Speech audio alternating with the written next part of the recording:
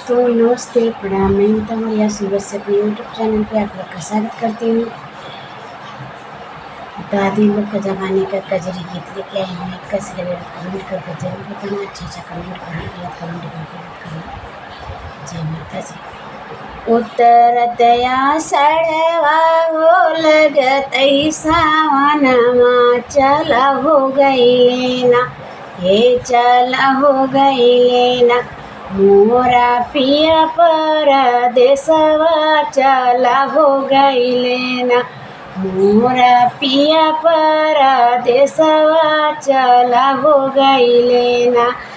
जाऊ के हूँ बतौतै मोर राजा के आवानवा, ओ कहो देबैना, हे ओ कहो देबैना, गाजा मोतिया नहरवा ओ कहो देबैना, गाजा मोतिया नहरवा ओ कहो देबैना, गाजा मोतिया हरवा हो देवाहू ना पवले आवत हायना, हे आवत हायना, मोरा पिया परदेसिया आवत हायना, मोरा पिया परदेसिया आवत हायना।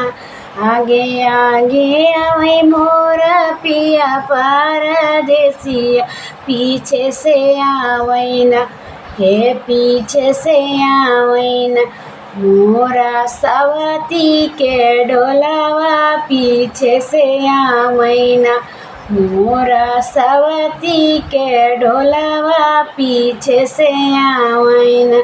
बहरे ही बटुकी भीतर ही सासु परचिले वौना, आपन उड़री पतोहिया परचिले वौना, आपन उड़री पतोहिया परचिले वौना। तारे धरऊ पुड़ियाऊ पर धरई किरिया, पीछे हो बीचे ना, हे बीचे हो बीचे ना, धारई महुरे के गठिया बीचे हो बीचे ना।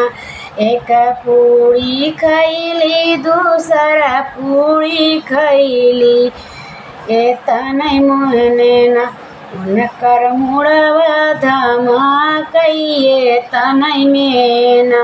जऊ तना जनतऊ की मारी मोरी जईबू, नाही हो करतिना, हे नाही हो करतिना, आपन दूसरा बियाहवा नाही हो करतिना।